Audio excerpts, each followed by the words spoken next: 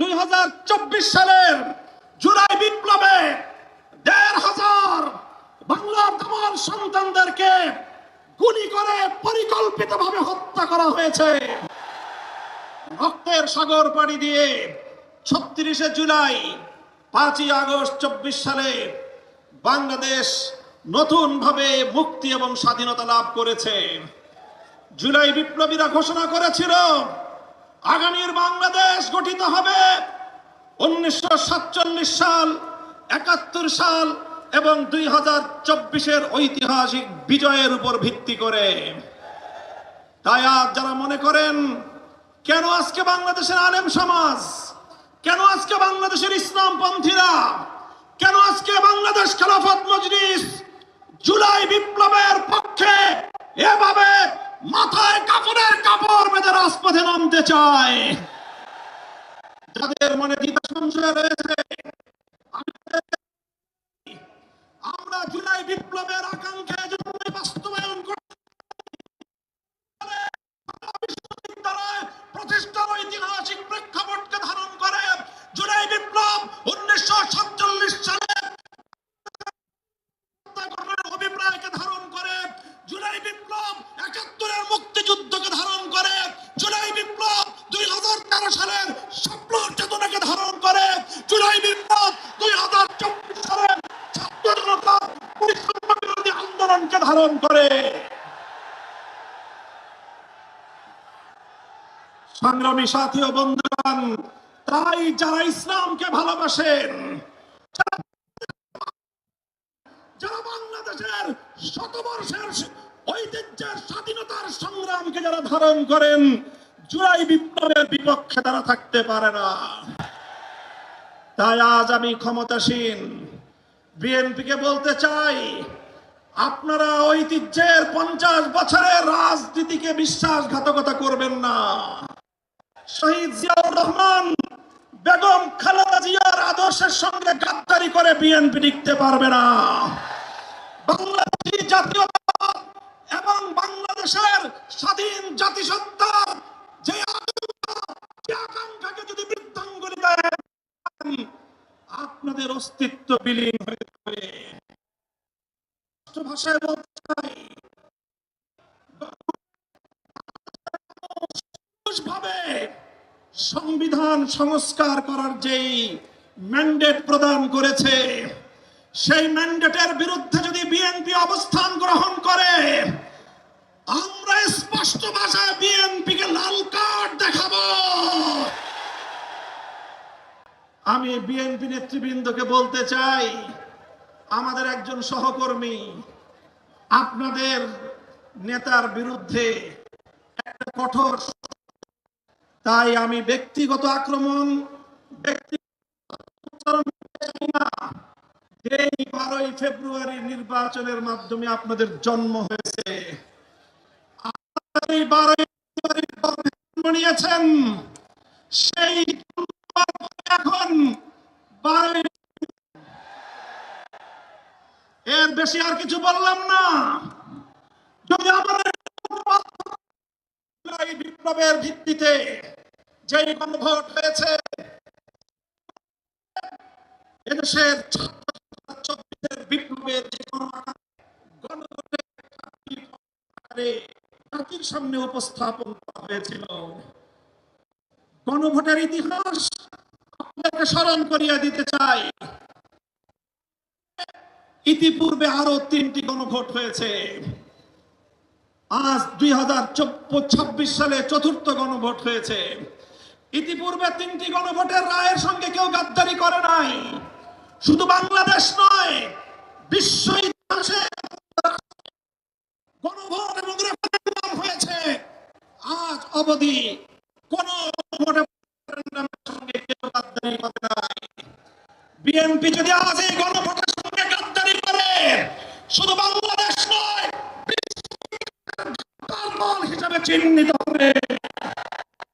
তাই গণভোটের রায় কার্যকর করার জন্য সংবিধান সংস্কার পরিষদ গঠনের যে ম্যান্ডেট বাংলাদেশের জনগণ দিয়েছে, সেই সংবিধান সংস্কার পরিষদ বাস্তবায়নের মাধ্যমে সংবিধান সংস্কার করে করতে হবে। আমরা মাননীয় প্রধানমন্ত্রী তিনি দেশের মানুষকে এখন বলে বেড়াচ্ছেন জুলাই সনদকে অক্ষরে অক্ষরে বাস্তবায়ন করবেন। এটি আপনার একটি প্রতারণামূলক কথা। আপনারা জুলাই সনদ নয়, বরং আপনাদের নোট অফ ডিসেন্ট আপনারা বাস্তবায়ন করতে চান। রহিম সংবিধানে আল্লাহর উপর অবিচল আস্থা এবং বিশ্বাস, রাষ্ট্র ধর্ম ইসলাম, এগুলোকে সংবিধানের মূল নীতি হিসেবে স্থায়ীভাবে জায়গা দিতে চান না। আপনারা এমন ভাবে সংবিধানে রাখতে চান মতো কোন বিচারপতি কলমের খোঁচা দিয়ে এগুলোকে সংবিধান থেকে মুছে ফেলতে পারে। তাই আমরা সংশোধনের মাধ্যমে নয়, সংস্কারের মাধ্যমে সংবিধানে স্থায়ীভাবে বাস্তবায়নের দাবি করতে চাই। আমরা পরিষ্কার ভাষায় বলি, আজ বাংলাদেশের ক্ষমতাসীন মহল বিভিন্ন ক্ষেত্রে ব্যর্থতার যেই মহা প্রদর্শনী করে চলেছে, কূটনৈতিক ব্যর্থতা আজকে তাদের দিবালোকের ন্যায় পরিষ্কার। বাংলাদেশের সরকারের কূটনৈতিক ব্যর্থতার কারণে আজকে একটি দেশ থেকে আধিপত্যবাদী দেশ, যারা বাংলাদেশের মানুষের অধিকারকে 15 বছর পর্যন্ত তাদের পায়ের নিচে পিষ্ট করেছে, সেই আধিপত্য বাংলাদেশে একজন কূটনীতিক নিয়োগ করেছেন। বিশ্ব ইতিহাসের সকল কূটনৈতিক সভ্যতা এবং ভদ্রতার স্বাধীনতাকে রেওয়াজকে উপেক্ষা করে তাদের একজন দলীয় এজেন্ডা বাস্তবায়নকারীকে বাংলাদেশে সেই বিজেপির দলীয় এজেন্ডা বাস্তবায়ন করার জন্য কূটনৈতিক হিসেবে বাংলাদেশে নিয়োগ দিয়েছে। অথচ বাংলাদেশ সরকার এটার কোনো প্রতিবাদ জানায় নাই। আমরা পরিষ্কার ভাষায় বলতে চাই, আমরা ভারত রাষ্ট্র এবং তার জনগণের সঙ্গে বাংলাদেশ সমতার ভিত্তিতে কূটনৈতিক সম্পর্ক স্থাপন করতে চায়। বাংলাদেশকে বিজেপির কোন দলীয় ফোরামে পরিণত করতে দেব না। বাংলাদেশের সরকারের কূটনৈতিক ব্যর্থতার কারণে হরমুজ প্রণালীতে বাংলাদেশের তেলের জাহাজগুলো বারবার আটকে যাচ্ছে। বন্ধু প্রতিম দেশ ইরান বাংলাদেশের সঙ্গে বন্ধুত্বের হাত বাড়িয়ে দেয়, কিন্তু বাংলাদেশ চরমভাবে কূটনৈতিক ব্যর্থতার পরিচয় দিয়ে এখনো পর্যন্ত হরমুজ প্রণালী থেকে একটি জাহাজ অবমুক্ত করতে পারেনি। যদি আপনারা না পারেন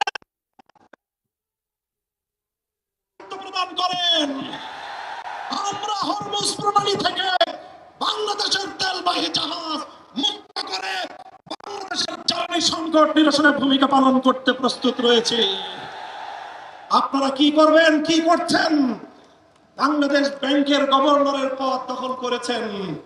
বাংলাদেশের গোটা ব্যাংক সেক্টরকে দুর্বৃত্তদের হাতে তুলে দিয়েছেন। এভাবে ব্যাংক সেক্টর থেকে আবার দুর্বৃত্তপনার মাধ্যমে বাংলাদেশটাকে আপনারা ধ্বংস করার পায়তারা করছেন। আপনারা দুর্নীতি দমন কমিশন থেকে বিচার বিভাগ পর্যন্ত রাষ্ট্রীয় প্রতিটি প্রতিষ্ঠানকে দলীয়করণ করার পায়তারা করছেন।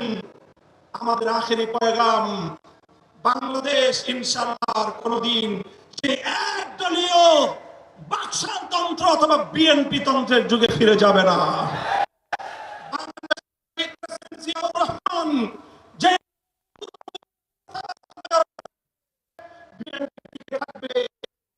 বিএনপি তার অস্তিত্বের সংগ্রামে করবে।